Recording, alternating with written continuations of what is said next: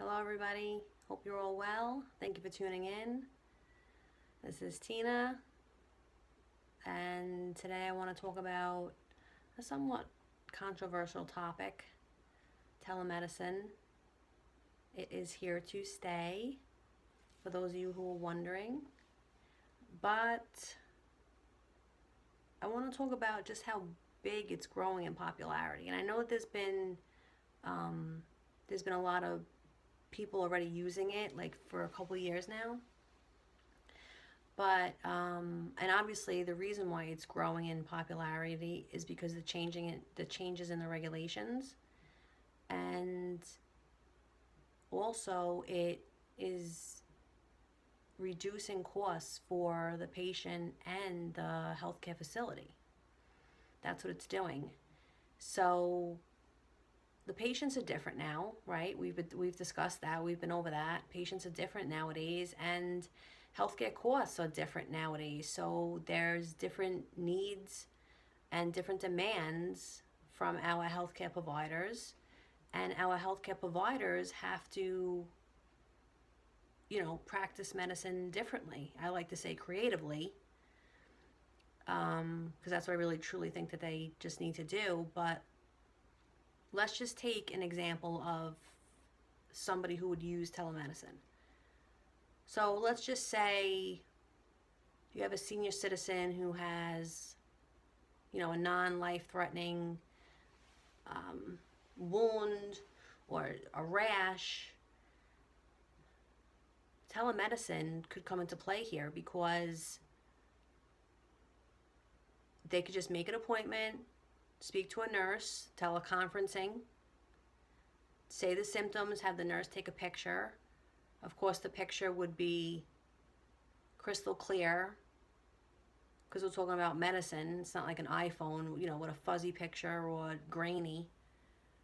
And it would get sent over, I'm sure, securely to the physician or nurse practitioner or physician assistant. And treatment plan would be made. Medicine would be sent over to the pharmacy. Done. Next patient. And I think the benefits to the telemedicine is the patient doesn't have to travel. The patient doesn't have to sit and wait in the waiting room. And the patient doesn't have to get stressed out. I mean, we're talking about senior citizens. What if they don't even have transportation? What if their daughter takes them, but the daughter's working? And it would just become a big mess. And then that senior citizen goes to the hospital instead, and because they're worrying, and it's just going to cost more on the healthcare system when it's just could have been taken care of from a picture.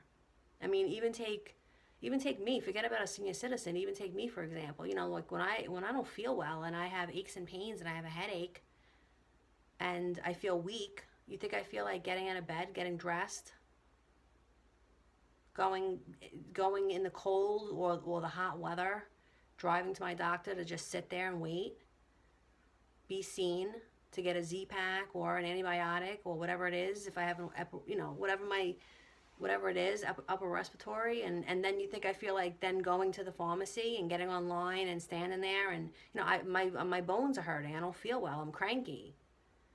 No, I would much rather, especially for what I'm paying, I would much rather talk to somebody over the phone. This is what I'm feeling, what do you think? That would totally benefit me. You tell me, you feel like getting in the car when you don't feel well? When you're throwing up and you feel weak and and you need a ride to get to the doctor, you feel like doing that? You feel like going to the pharmacy after that? Hell no. I don't. Even take a patient who just gets, I don't know, monthly prescription. They go to the doctor for their follow-ups every month for monthly prescriptions. I don't know what people are on, but to talk to the doctor, telemedicine, or nurse, telemedicine, talk to the nurse over the telemedicine and teleconferencing, whatever, however you want to call it, and then say, oh, is the medicine working? Yes, it is. Okay, great. Send the refill to CVS or wherever you go. That's it. Next patient.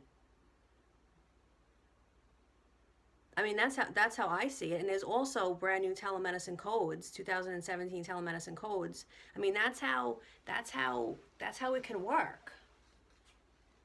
And I know that in MACRA, telemedicine is very big in the alternative payment models. Talk to people that are in the next gen ACO. Talk to people who are in the CPC plus, comprehensive primary. I forget what it is. Whatever, primary primary home model, CPC plus. They'll tell you about telemedicine. They'll tell you how it works. They'll tell you the pros and cons. And I'm sure that there's pros and cons to everything. But I'm just giving 3 examples off the top of my head. It doesn't have to just be telemedicine for your seniors, but you will get paid, and the doctor could be seeing other patients. Like again, like I've discussed how people's roles are going to change. Everybody's roles are changing now. This is a value-based care world. This is not a fee-for-service world anymore. It's phasing out, fizzling out. So a nurse can do this, and a nurse can do this very well. And I feel that a picture is worth 1,000 words better than the nurse trying to explain, oh, well, it's like a red bump, but it's like, 1 inch in diameter. I mean, how can he or she do that? Look at the picture. And we're all smart people here. I'm sure if the nurse or the doctor or nurse practitioner, whoever the provider is, feels that the person needs to come in, then they're going to just say that. No, you need to come in. I can't make it, I can't make an ethical judgment here. I need to see blood work. You need blood work. Whatever. We're all, let's just keep this in context. But don't tell me that this couldn't work. I think it would work, and I think that's why it's gaining popularity. It's cheaper for the healthcare facility. It's cheaper than the doctor comes to your house. I'll tell you that much. So anyway, the reason why I bring this up is last week there was an article about Northwell. For those of you who don't know Northwell, it's huge in New York. It's like the biggest organization in New York. Northwell's taken over everything. Northwell this. Everywhere you look is Northwell. Northwell just invested $1 million into telemedicine. They're working with a company, and they are going to, of course, use the services themselves, and they're also going to market the services to other providers. And then they're also going to expand that marketing into other providers nationally. I mean, they're jumping right on this. And I'm sure that they'll make a return on their investment very soon, or very quickly.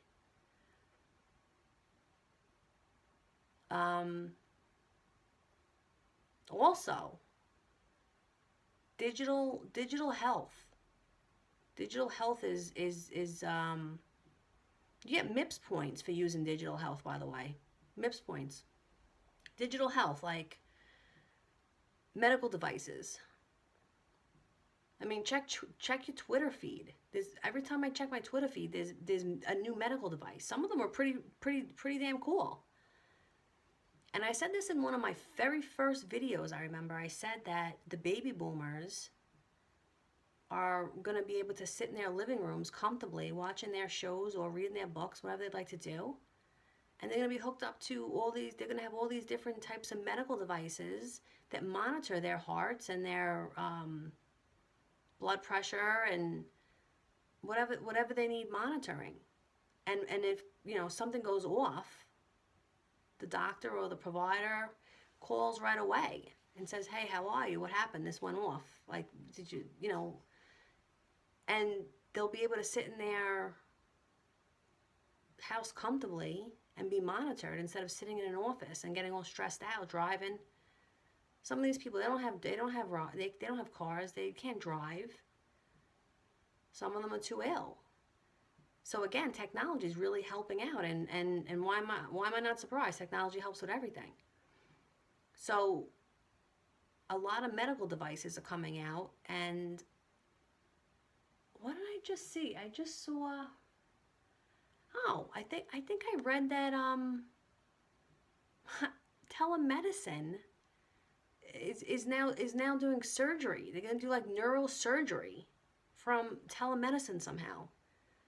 I mean, technology is absolutely amazing. The benefits that it could bring us is is just outstanding. And again, don't keep this in context, you know? I know that example wasn't in context, but that's how big it's getting. That's how it's the neurosurgery. Because I believe that was in my the Northwell article I read.